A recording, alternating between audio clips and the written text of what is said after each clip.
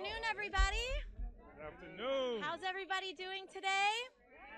It is a beautiful, sunny day in March. Cold. And it's a little cold, a little chilly, but we are here because we are reintroducing the Green New Deal for public housing today. I want to thank everybody who's out here today. First and foremost, I have to give a shout out to our New York 14 NYCHA residents who have bussed down from Queens and the Bronx. I want to give them a big round of applause. Our overall NYCHA organizers that are here, New York City Public Housing, our general public housing organizers that are here, because they right here are why we are here today.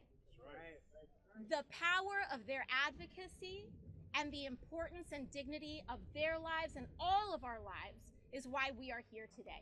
Because when they stand up and advocate for increased investments in public housing, they're standing up for all of us and this insane housing market that we are dealing with today. Every single one of us, most of us, are contending with the fact that we can barely afford housing, whether it's high rents, whether it's mortgages, whether it's inaccessibility to public housing and social housing stock as well. We cannot access it, and the lack of public housing inventory and investment in that is a big reason why. I want to thank Senator Sanders for being here with us today as our Senate co-lead. I'm very excited to introduce a new co-lead, Representative Delia Ramirez. Yeah. We're adding Chicago to the mix. The city with the third largest public housing stock in the United States. So we're partnering up from New York to Chicago to Puerto Rico, which has a very large public housing stock as well, to make sure that we not just invest in the capital backlog that public housing needs, but that we also create tons of good union jobs in overhauling our public housing stock and investing in the social infrastructure of our public housing as well. On that note, I want to thank AFSCME as a union who has endorsed the Green New Deal for public housing. Diane Yentl, the president of the National Low-Income Housing Coalition as well. This is what movement building looks like. When we first introduced the Green New Deal for public housing, a lot of it was constructed and written in partnership with residents of public housing. It includes things like expansion of Section 3, which we are talking about here in our housing authority. See, they know because they wrote it. They know because they wrote it, which means that when we talk about creating good union jobs in order to invest in NYCHA and public housing across the country, in order to retrofit our public housing stock so it can be based on renewable energy sources produced on site, so that kids don't have to be exposed to increased asthma risk, so that people can be able to live in healthy housing. But when we create those jobs in doing that, those jobs are going to be good, they're going to be union, and NYCHA and public housing residents are going to have first at-bat to get those jobs. This is what self-sustaining community looks like. I want people to imagine a different world. We do not have to accept this. We do not have to accept this world that we are living in now. We can imagine and we can achieve something new. Imagine waking up in your apartment. It's beautiful. It's affordable. You can raise a family in it. And you walk outside and there's a beautiful playground. And there's kids already playing in that playground. And your children go out there and they are connected to a community. And you turn around the corner and in that building there's a community center where seniors are preparing, activities and that they're getting ready to connect with one another. And we walk out and there's a barbecue on a Saturday and your school is good and the energy that powers your home isn't filling up your lungs. That you don't have to worry if the paint on the walls is exposing your kid to lead. The water that you drink is fresh and crisp. And all of this can be done without bankrupting ourselves. We have to return to an era of rebuilding public housing in the United States. And we have to reject the idea that it's broken policy. What's broken policy is the Faircloth Amendment, which has banned the construction of public housing for decades. That's broken policy. What's broken policy is refusing to invest in our public housing stock for decades. That's broken policy. What's broken policy is only building housing stock that's designed for the wealthy and not for working and middle class people. And what's broken policy is relying solely on the market and solely on billionaires in order to produce and extort everyday people of every dime that we have in charging the highest rent possible. A different world is not only possible, a different world is arriving today. That's right. The Green New Deal for public housing would immediately replenish the multi-billion-dollar backlog for public housing repairs. It would repeal the Faircloth Amendment. It would invest up to $234 billion over 10 years to preserve, upgrade, and expand our public housing stock. It would bring public housing down to zero carbon emissions while creating 280,000 jobs in America. It would end the era of government neglect, demolition, and privatization of our public housing stock.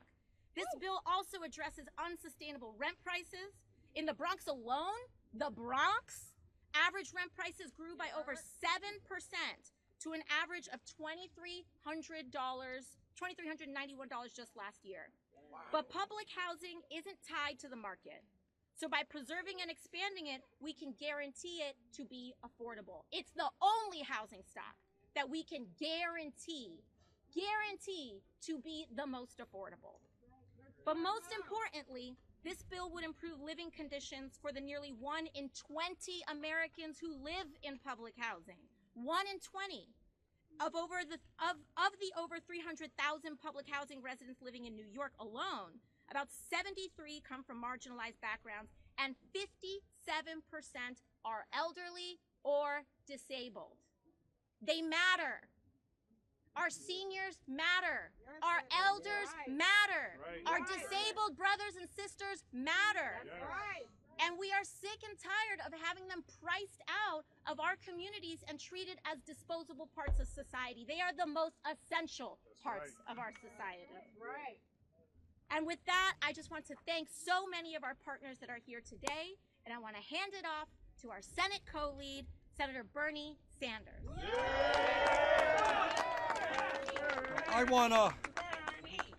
I want to thank Alexandria for her leadership on this enormously important issue and reiterate the point that she made. Change is not going to take place from there on down. Change is going to take place from the grassroots on up. And we need to mobilize millions of people to demand that every American has decent and affordable housing, and at the same time, we address the existential crisis of climate change. And that is what this legislation does. So what we're talking about here is an understanding that if we do not get a handle on the crisis of climate change, the planet that we are leaving our kids and grandchildren will become increasingly uninhabitable. We are not going to allow that to happen. And the second point we're going to make, when I was a kid, growing up in a far and distant land of Brooklyn, I know it's not your territory, we didn't live in public housing, but we lived in rent-controlled apartments, right, which was a solid source of housing in New York City at that point. $75 a month is what we paid.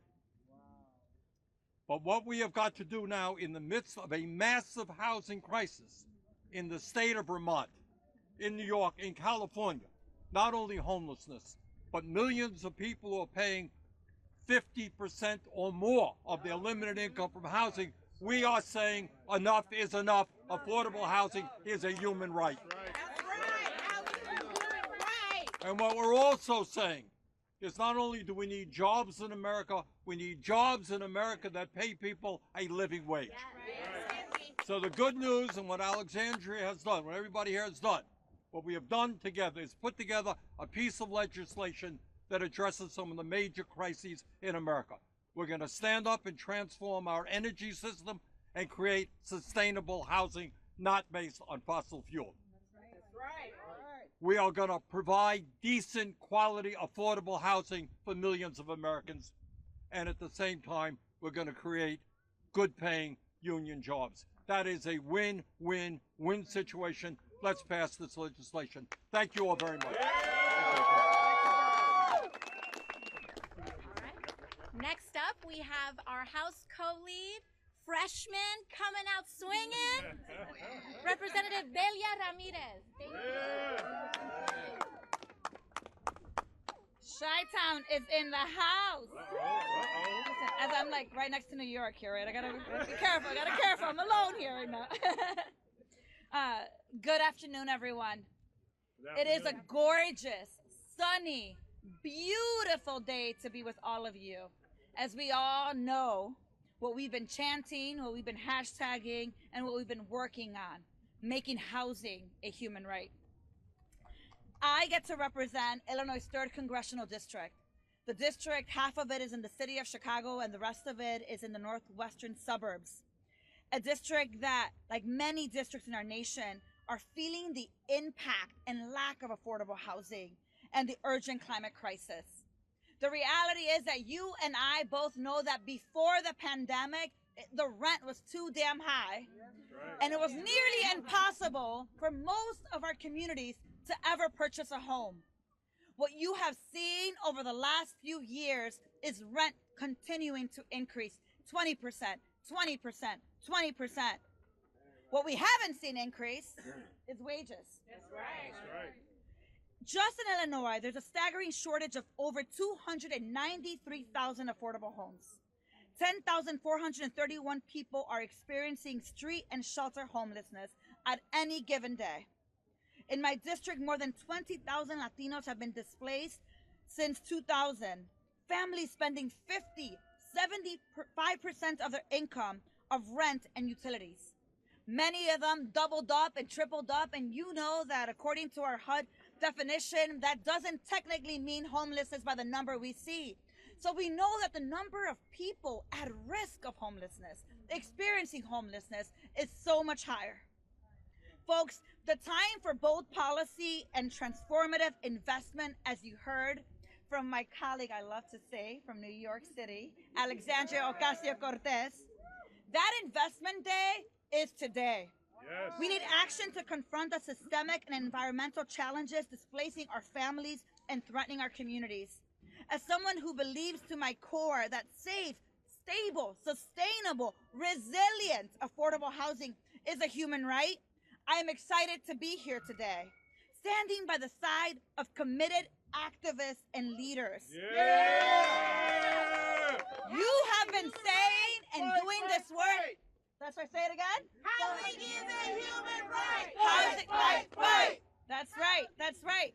So as she said that, I was standing there and thinking, I grew up as a little girl going to different protests and chanting around affordable housing. And, we would go to places and we'd start our chant by saying, our protests and our chants, what do we want?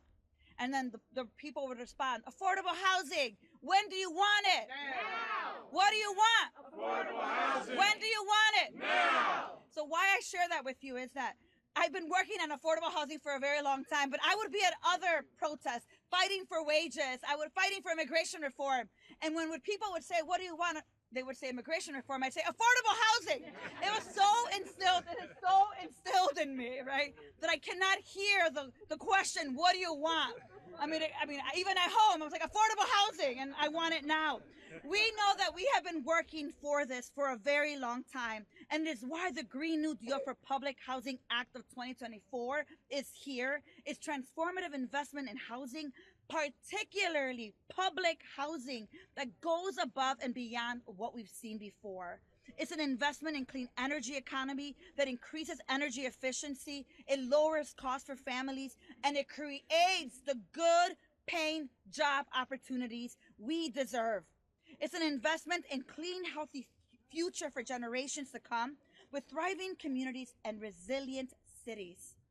I want to end by saying to every young advocate here, and we're all young in our heart. Thank you. All of them. No, not you. I was looking at him. I was looking at him. I want to say thank you. You know exactly what's at stake in this moment. You know exactly what we're experiencing every single day. And there are days that in this place, it may feel like we're not moving forward. But I want to say to you, thank you, because you remind us that we cannot afford to give up, that this crisis is real.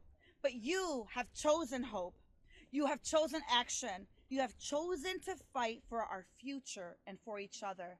So to our activists, to our organizers, to our leaders, to our cities, thank you. Now let's get this bill passed. Yes.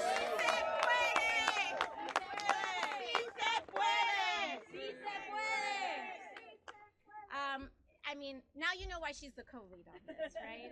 She's just Delia's such an incredible champion on this. And I think it's important to send one message before we introduce our next speaker. Housing policy, and I want to send this message very clearly, not just to all of Congress, but including to the leadership of the Democratic Party. Any housing platform that does not include public housing is not good enough. That's right. That's right. Is not good enough. And so there's no convenient forgetting here. Unless public housing is explicitly addressed, we do not have a housing plan. Not as a platform, not as a party. There's a lot of different things to address. Social housing, mortgages, interest rates, but any true housing policy must include a commitment to public housing, point blank, period. That's right. With that, I'd love to introduce Representative Jamal Bowman. Good afternoon, everyone. It's great to be here. Thank you so much, Congresswoman Ocasio-Cortez, for inviting me. Thank you for your leadership, and thank you to the activists. This is what policy making is supposed to look like, y'all. It's not just about us coming here as individual representatives, elected officials, doing this work on our own. We have to do this work in conjunction, in collaboration, and in alignment with people who have been doing this work their entire lives. So thank you, thank you, thank you for your organizing, for your love, and for your leadership. Housing is a human right. Fight, fight, fight! Housing is a human right. Fight, fight, fight! The rent is too damn high, y'all. It's been too damn high for decades. I lived in public housing. I lived and was raised in public housing and rent-controlled apartments. The minute a state law changed, my mother had to move out and lose her two-bedroom apartment and moved into a studio apartment in recently gentrified South Bronx, New York. And that is the story of millions of people across the country.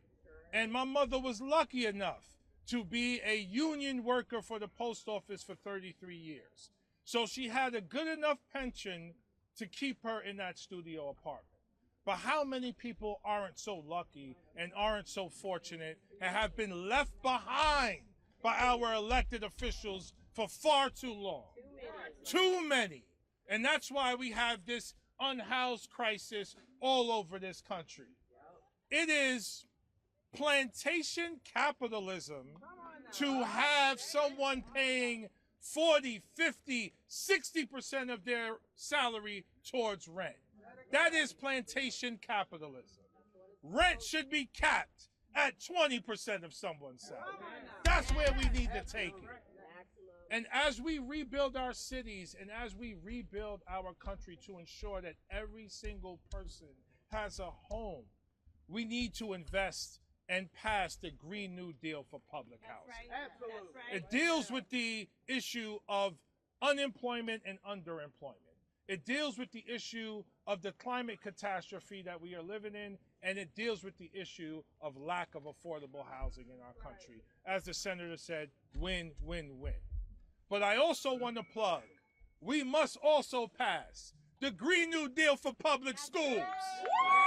Because the Green New Deal for public schools working in conjunction with the Green New Deal for public housing is a form of reparation for our historically marginalized communities. And as someone who has worked in public education for 20 years before running for Congress, housing, stable, affordable, safe, clean housing impacts how our kids learn in our public schools.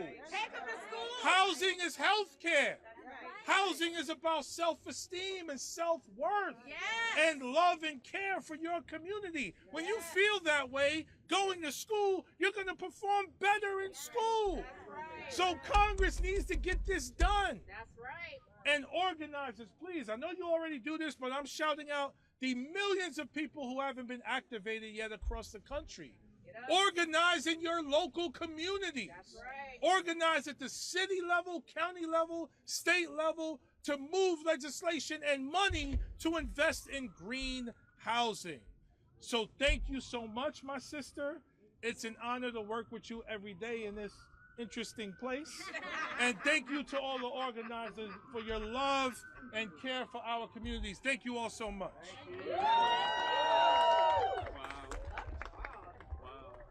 Incredible, incredible. Sorry, I don't know whose mic this is, but I'm trying to do my best to fix it. Okay. All right. Next up, I'd like to introduce Senator Peter Welch. Yes! Thank you.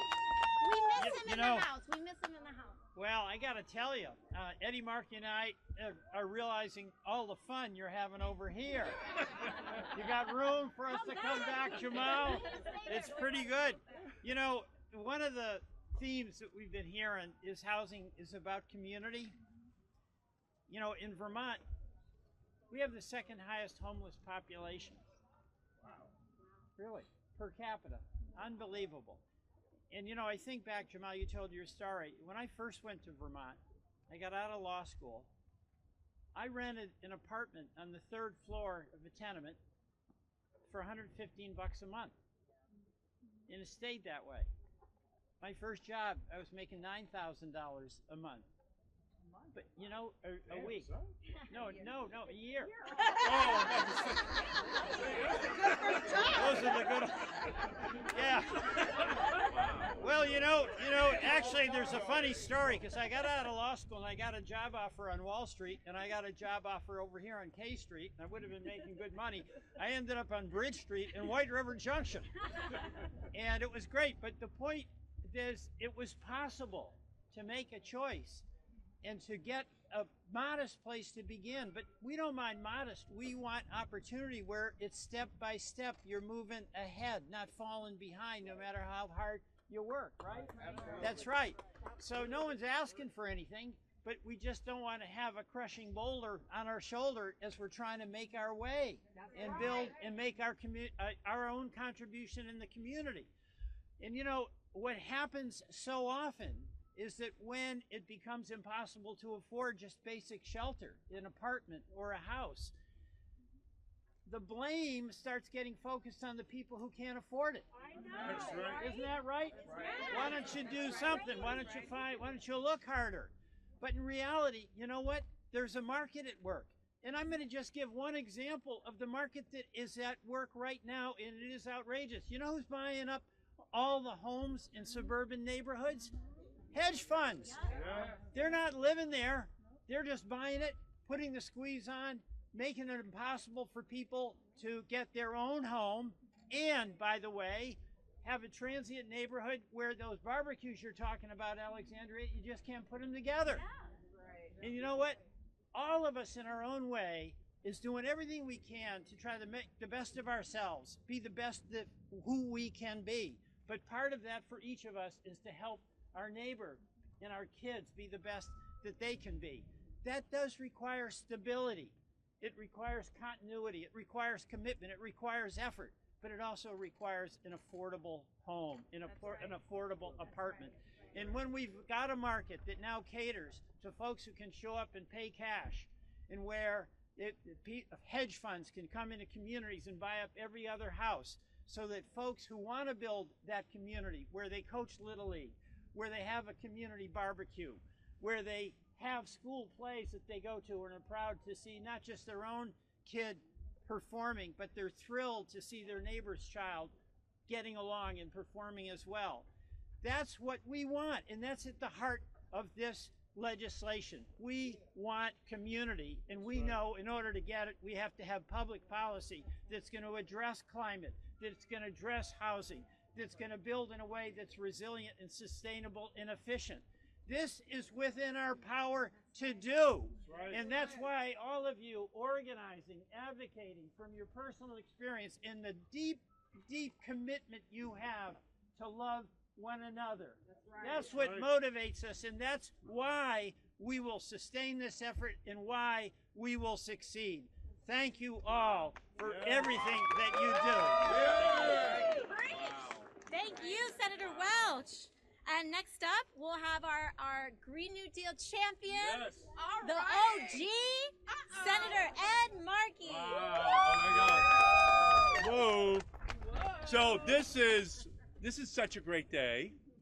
It's such a great day because, you know, 5 years ago, when Congresswoman Ocasio-Cortez and I introduced the Green New Deal, we said, well, you know, the planet's dangerously warming, and we should do something about it. And then we said we should do something with wind and solar, all electric vehicles, battery storage technologies to solve the problem. And then we added 5 more pages, which has been driving Fox News crazy for 5 years. Because we said everyone has a right to a home. Everyone has a right to a good education. Everyone has a right to health care. Everyone has a right to live in dignity. And then we mentioned those people who are left behind. Black, brown, indigenous, poor people in our nation who were left behind in the first New Deal. They just weren't seen. And so that's really what this is all about. This is about a Green New Deal for public housing for everyone. It's about a Green New Deal for public education for everyone, so that everyone is able to maximize their God-given abilities, so that everyone is able to fully participate in the wealth of our nation. So this is just an incredible day because the Green New Deal unleashed a revolution, a revolution that's never going away until we complete this mission of long overdue justice for absolutely every person within our country. And the Green New Deal for public housing is going to deliver on all 3 counts: a revolution of young people, livable future for workers demanding jobs with dignity, and communities demanding justice for everyone. So we're facing a housing crisis in the country that has only gotten worse. Public housing has been left to fall into disrepair, and new public housing has been blocked by outdated federal and state laws, which have blocked it from being constructed. Rents are soaring, and so are the temperatures on our planet and in those communities especially. But the Green New Deal shows optimism. It shows opportunity. It's driving down emissions, retrofitting public housing, enabling us to build clean, new public housing designed by communities, not just for communities. We can fight climate change and our housing crisis at the very same time. And by using union labor, we can energize our local economies and support good jobs for everyone. We're doing this in Massachusetts at Franklin Park, but we just have to do it everywhere in our nation until we finish the job. Because a livable future means, above all, having a safe, clean, and healthy place to live. We don't have to worry about luxury housing. That's going to get built. We don't have to worry about wealthy people. That's not our job. They've got lobbyists all over the hill. But we've got our activists, not agonizing, but organizing. No, the public housing movement of our country. We thank you for everything that you're doing, and we're just going to keep going until we finish the job. Thank you all so much for everything that Thank you so much, Senator Markey. Next, we have one, I would say, just one of the great gifts in terms of organizing and one of our great policy minds in the country on housing in general, Diane Yentl, the president of the National Low Income Housing Coalition. Well, I'm delighted to be here today with this incredible group of activists and this incredible group of congressional leaders, and to thank them on behalf of the National Low Income Housing Coalition and our members and partners from across the country for their bold leadership and for these ambitious proposals to not only help preserve America's essential public housing infrastructure, but to modernize these homes to 21st century green standards and to make sure that the residents who live there benefit from green job and training opportunities. It is past time that we combat the affordable housing crisis and climate change, both of which severely harm the lowest income and the most marginalized households. And through innovative, holistic, and bold visions and proposals like the Green New Deal for public housing, our nation can improve lives, ensure housing stability, and address climate change. Today, our housing and homelessness crisis is worsening. Across the nation, America's renters, the lowest income renters, are facing a severe shortage of homes that are affordable and available to them. Nationally, there's a shortage of 7.3 million apartments affordable and available to the lowest income renters. So another way of saying that same number is for every 10 of the lowest income families, there are fewer than 4 apartments that are affordable and available to them. But despite this critical need, Congress continues to chronically underfund solutions, including our essential public housing infrastructure. Congress has divested from public housing for decades, resulting in over $70 billion in unmet capital backlog needs. And as a result, our nation is losing 10,000 to 15,000 units of public housing every year to obsolescence or decay as other units fall into deep disrepair. So at a time when our nation is struggling to address the severe shortage of rental homes affordable to people with the lowest incomes, Congress must take every action to preserve the affordable homes that we have, especially public housing, and we should build more. The Green New Deal for public housing preserves this critical community asset for current residents and for future generations, and it helps prepare for and respond to the growing threat of climate change. So we're grateful for the leadership of the members of Congress that are here today, and we are beside you all the way to get it done. Thank you. Thank you so much, Diane. Next, we are going to have the president of AFSCME Local 647, Paul Wallace. Yes, ma'am. Good afternoon, everyone. My name is Paul Wallace. I'm currently the president of AFSCME Local 647 in Baltimore City House, where I represent about 160 members. And just to piggyback off of what they're saying, a lot of my members used to live in public housing, and some of them still live in public housing. I'm here to proudly announce that AFSCME proudly endorses the Green Act deal, the new Green Deal for Public Housing Act. We would like to thank Senator Sanders, Representative Ocasio-Cortez, and Representative Ramirez for leading this bill, and all our allies that are here today. Nationwide, AFSCME has 1.4 million members. AFSCME in Maryland Council 3 has 25,000 members, working for the city, the state, and county and public housing authorities and environmental agencies. we have about 10,000 ASB members working in public housing, and 1,000 more working green jobs to promote a healthy environment. Excuse me.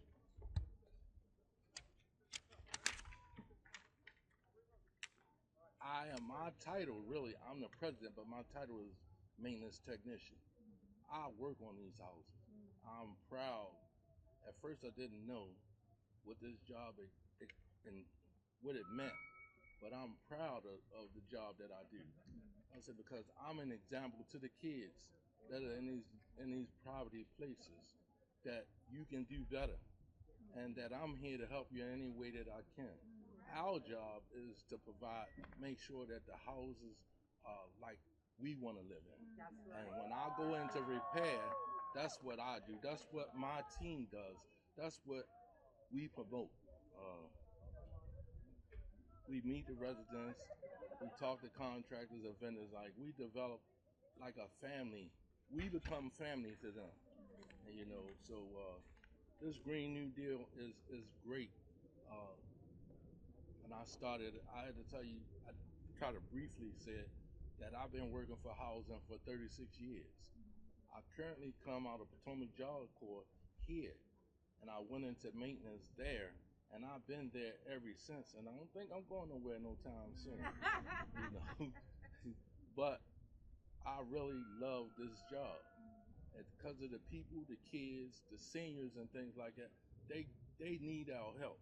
And there's a lot of people I see on the street that for whatever reason, they're not able to get into these homes because it's not available to them, or some kind of flag or some kind of petition that prevents them from getting there.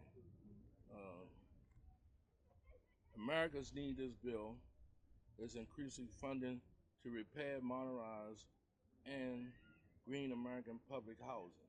Like I said, when I come here, I first started off in landscape, and every year we were putting grass down, we were beautifying the neighborhoods and things of that nature.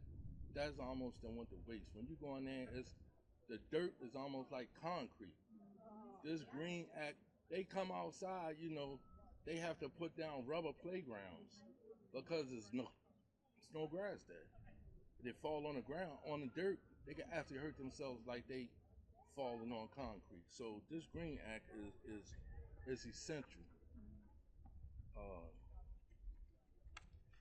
This bill ensures families live in safe and decent, affordable housing, and is permanently there for our kids and our grandkids. Excuse me.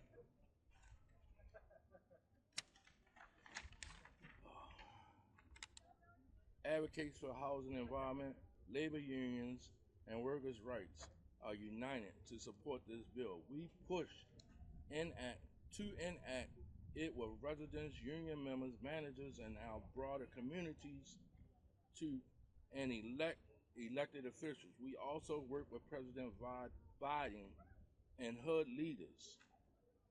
Housing, again, is a human right. It's a human right. And it's been put on the back burner for a long time, and it's time that we change things. We thank you and have a blessed day. Thank you. Thank you for what you do. No, ma'am. Thank you. Thank you. Thank you so much. Next, I'm very, very proud to introduce our next speaker, NYCHA organizer herself, a resident of New York City Public Housing herself, Jasmine Sanchez. All right.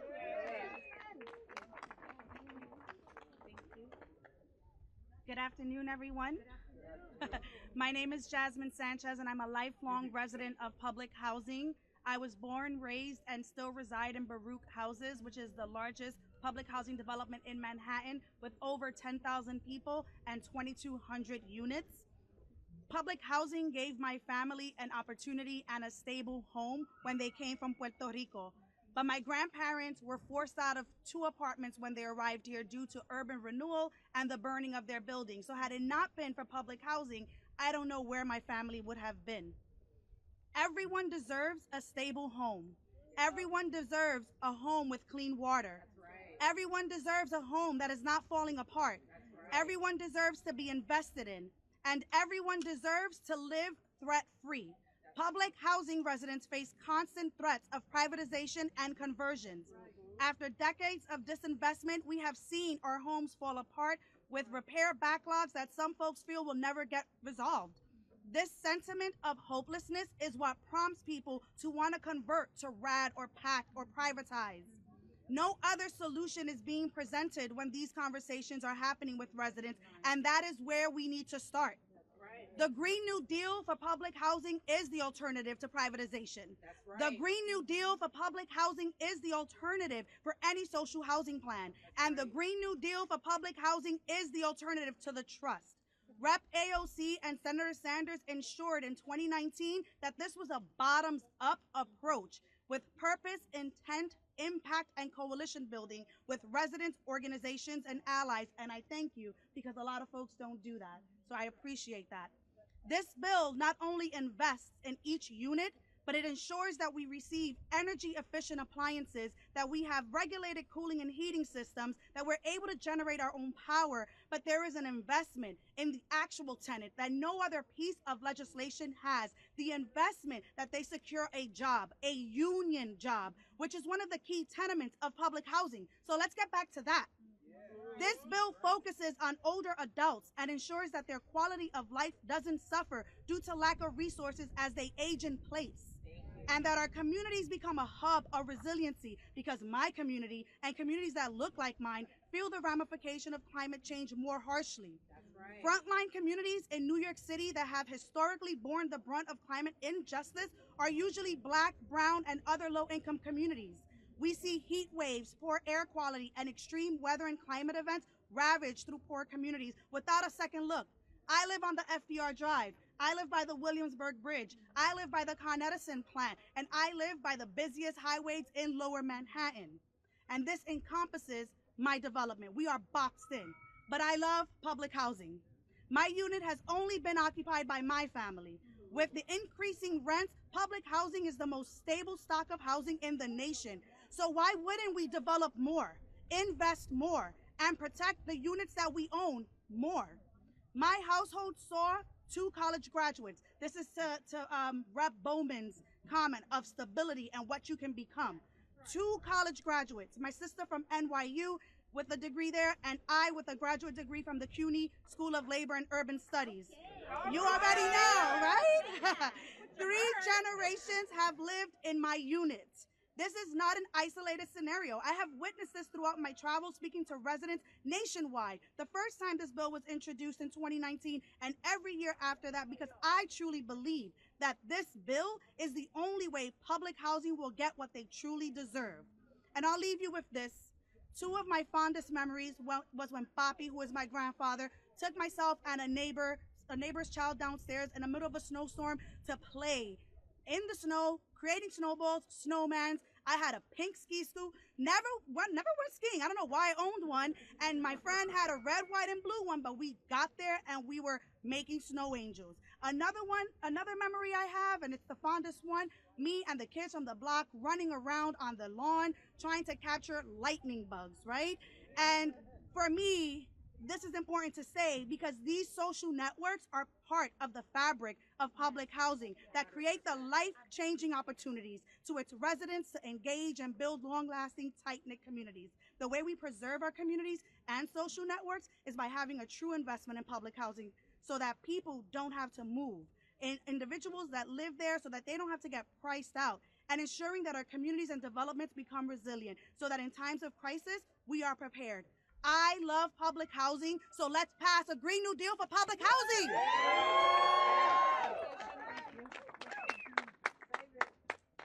Next up, we have Shakia Cato, tenant at Reed Houses.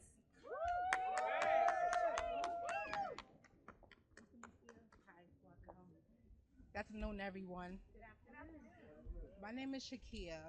I'm so nervous. Don't mind me. I am a resident of New York City housing for almost 40 years. Throughout my years of living in New York City housing, the conditions has been bad. We are often afraid to speak up because we are afraid to lose our apartments if we do speak up. I have a 16-year-old, soon-to-be high school graduate, young man living in these conditions every day, as far as no heat, waking up having 4 or 5 blankets, trying to get warm for school the next day. That's not good. Waking up with rodents, crawling in the area where you have to make a meal that you're afraid to eat, but you have no other choice. It's not right. We need these funds for us as a whole, for all races, not just African Americans. We need these funds to raise our children. We need these funds to get better jobs. We're afraid to get better jobs because the rent's going to go up higher. So we live poorly, which is not fair. In our community, I live downtown Brooklyn. They are building high rises, higher than where we live, and not give us the opportunity that they have, which is pools, which is security, because we don't live safely in our community. Every day you wake up is a new day, but it's not a change. I pay a light bill, which is beyond what I make during a month, to have heat from portable heaters. What can I do? I want to stay warm. We fought for years asking, when you're going to fix the boilers? We don't have the funds to fix it. So now we have the funds to fix it, let's fix it. It's not only in Brooklyn, New York, it's all over the US that we live this way. And we are afraid. So with you guys today, hearing us out and hearing our stories, we ask you for help and we say thank you from our bottom of our hearts because we need it. Thank you.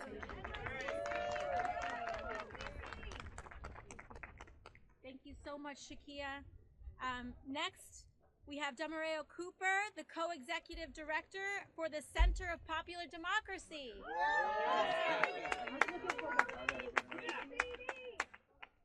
How you all doing? I don't know if these mics are going to pick me up from all the way up here, but my name is Damareo Cooper. I'm from Akron, Ohio. I'm from a place in Akron, Ohio called The Bottom. And The Bottom was the bottom of a hill, but it was also the bottom of the economic system, and it was the projects. We grew up there. But what that place allowed was for us to have relationships with our family. It allowed us to be able to grow. My sister and I, my mom was a single parent. She used that space and that stability to build our life. She eventually got a better job, and yes, the cliff caught her, and we struggled after she got that better job. But she was able to eventually move us into a house where we had a home. And my mom, she died at 51 years old, trying to jump a class level in this country.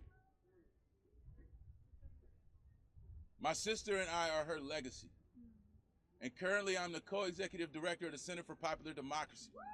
And what the Center for Popular Democracy is a group of 51 affiliated organizations across this country that are power building organizations, real people, actual people who have the audacity to believe that we belong here.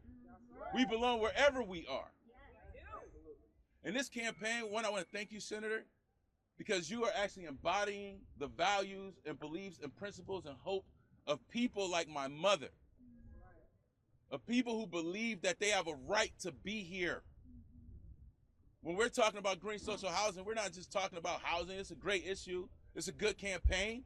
But what we're actually talking about is real people's lives, people's ability to raise their children in safe environments. Think about yourself. Think about your own life. If you did not have a stable environment to be raised in, what are the conditions under which you become? See, our opponents, they use this thing, they create stuff like the Fair Cloth Act, right? They do that, they defund our things that help us. And then they point to those things and say, look how they're not working. That's not working, right? That's what they do. But we're not confused. We're not confused. We're not confused anymore. People put you in office because they weren't confused.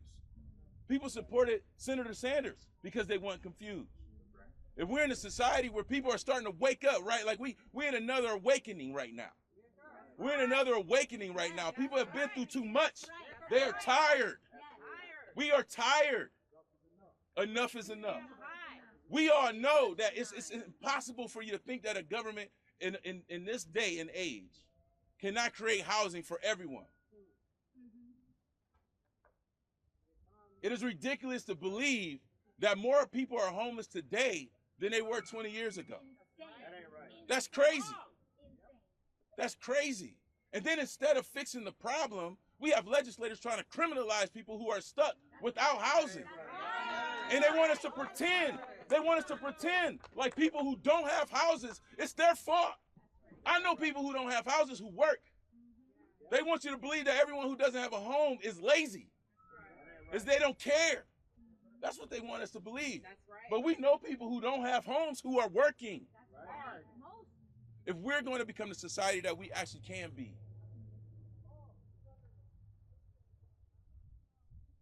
It's interesting. I'm sorry, because yesterday we were talking about the 2025 plan.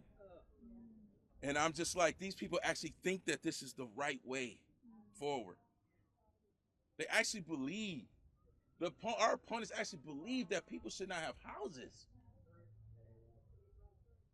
The Center for Popular Democracy and our affiliate organizations, we believe that the power is with the people. And that there are enough people who believe that we should have a future where everyone has the ability to thrive, where everyone should have a home, where everyone should have a good job. And this opportunity right now does both of those things. It doesn't only create a home where everyone can live that's low emissions, but it also creates jobs for millions of people. If you know someone, where I come from, people, the narrative to tell people that these people are not like you, that people don't think like you, that if you were put in those same conditions, that you would make different choices. I'm here to tell you that you probably wouldn't. You probably wouldn't make different choices than them. But if we give folks opportunity, if we create legislation like the senators are creating, and then we fight as people who have to deal with the conditions of not fighting, if we don't fight, then we can create a future where we all can thrive. That's right. That's what we're fighting for. We're fighting even for our enemies to be able to thrive. Yep. We're fighting for the people who don't believe in us, don't believe we should have houses and jobs. We want them to thrive, because the only way we're going to have a future together is if we all work together. The only way that we are going to stay on this planet, the only way we're going to be on this planet with health and have generations and generations of human beings coming is if we work right now to build the power necessary to force the folks in that building to do the things that help us thrive. That's right. That's right. Thank you. Appreciate it. Thank you so much. Fight, fight, fight. Housing is a human right. Fight, fight, fight. Housing is a human right. Fight, fight, fight. Thank you so much, Demario. And to bring us home, we're going to have Izzy Cuevas, the service coordinator for the Green City Force. Thank you. I'm Israel Cuevas, NYCHA resident and service coordinator of Green City Force.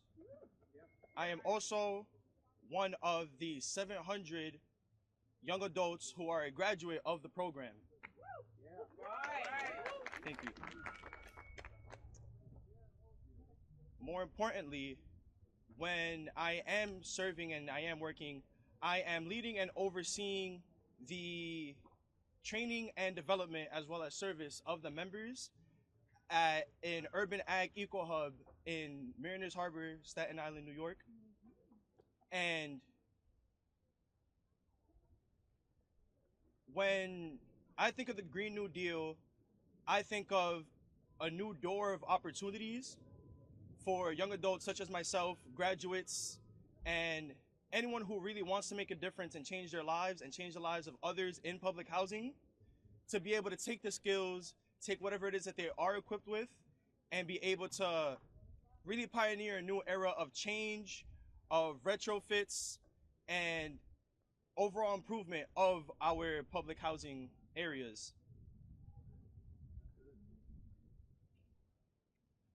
I myself grew up in public housing, and I've dealt with bad air quality, I've dealt with not having heat, I've dealt with sometimes even not having power. With the new Green Deal, we'll be able to have young adults, anyone who is equipped and certified and willing to serve, to be able to come into these spaces and improve the places that they're living in. By other community members witnessing this, they can then learn and ask questions about what it is that we're doing. Moving forward, this could create a love where you live initiative, and other community members can then step in, and now the community is being built and reformed by the community for the community. I myself served 2 AmeriCorps terms at this site in Staten Island, Mariners Harbor, Staten Island. And being able to be a witness to all of the different things that are occurring, all the different injustices, all the different lack of resources that these communities were having was a real eye-opener. And being able to serve alongside my team, the Green City Force staff, being able to give produce for no extra charge, just making sure that people bring in their food scraps, having the community once again participate in our endeavors to be able to attack food justice. And since we use those scraps to then use it to make compost, our food that we're growing is by the community, for the community. I want to leave you guys with this. I challenge everyone who's here today, activists, leaders, everyone, to take your next step in your part and your role in making this new Green Deal equitable, sustainable, and comfortable for all public housing residents. Thank you for this opportunity. Have a great day, everyone. Thank you so much. Thank you. Being here a second, I want to speak a little bit as to why everybody here is important. But I want to speak a little bit about the importance and significance of Israel being here today. Because what we've been able to propose in all of this is, I think a lot of what you represent is the vision of all Green New Deal policy coming together. Because a couple years ago, we introduced legislation to create and establish a civilian climate corps so that young people could learn and develop the skills and jobs in caring for their communities. And when we pair that with the Green New Deal for public housing, we create a pipeline of talent in order to invest in our communities. That climate corps turns into a union job, turns into new landscaping for our public housing. And what Israel does with the Green City Force, because we just signed in and we just won an American Climate Corps last year, and we will expand it, but we've been able to already move ahead on the city level and build the NYCHA Climate Corps, the Public Housing Climate Corps. And what Israel does is that he helps public housing residents compost their food. He helps them grow. He helps them grow garden beds and teach folks how to grow their own food, to lower their own grocery costs. And eventually, we want to help people learn how to install solar panels on public housing, and making sure that they don't have to rely on a boiler that's going to get flooded and turned out, but that we can get that energy from the sun. So thank you so much, Israel, for your leadership and your service to our country. With that, we'll open up for a brief Q&A, and then we'll head out for our day. Yes. One, what would the impact, I know there's the $40 billion backlog in New York for NYCHA, what would the impact in your view be on New York City specifically with this legislation? And then two, obviously Biden made housing part of his State of the Union pitch. What do you make of what he proposed, and where does that fit in here? Of course. So on the New York front of things, this legislation was very much, of course, as all representatives do, very much inspired by home, inspired by the opportunities that we have at home, and inspired by the struggles that we have at home in public housing. Green New Deal for public housing will create tens of thousands of jobs in New York City alone. Those jobs would be union. Those jobs would go to NYCHA residents, and we would really start to transition away from year after year of dealing with broken boilers and no heat, and then replacing the same old systems that break again, to transitioning to new systems, that particularly new energy systems, transitioning from our boilers to solar, transitioning from gas to electric, transitioning our appliances from dirty to clean. And we would also make sure that all of that work is being done by NYCHA residents and by union labor. So it has a massive impact on our New York City housing stock, which is among the biggest in the country. Secondly, when it comes to President Biden, I think it's very encouraging to see him start to platform the housing issue in as big of a space as the State of the Union. So I think that is important. We need to step it up to a new level. And we need to make sure that when we talk about housing, this is not just about who can afford a mortgage, it's about who can afford rent. That's right. And that's the level where we want to take it to. Housing policy is notoriously difficult from a federal level because it's so municipally focused. But 1 in 20 Americans live in public housing that is accountable to federal policy, and it's time that we stop ignoring that. That's right. Thank you. Woo! Have you had a chance to talk to your Republican colleagues about this, and do you see a path forward to getting this through the Republican-led House? I think when we talk about public housing, this is where we need to start organizing. As I mentioned, 1 in 20 Americans live in public housing, and we need to make sure that these communities are no longer shamed into silence about their conditions. We heard earlier today about people who fear speaking up because they're scared about being displaced from their housing. And a big part of this legislation is to create that cover and level of protection of advocacy.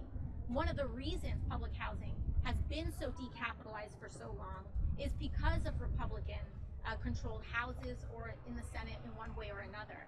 And that's why it's important that Democrats center public housing and not make it the negotiable thing and the dismissed thing that it has been before as well. So we absolutely need to take that accountability to the Republican Party, but we need to hold ourselves accountable too. Yes.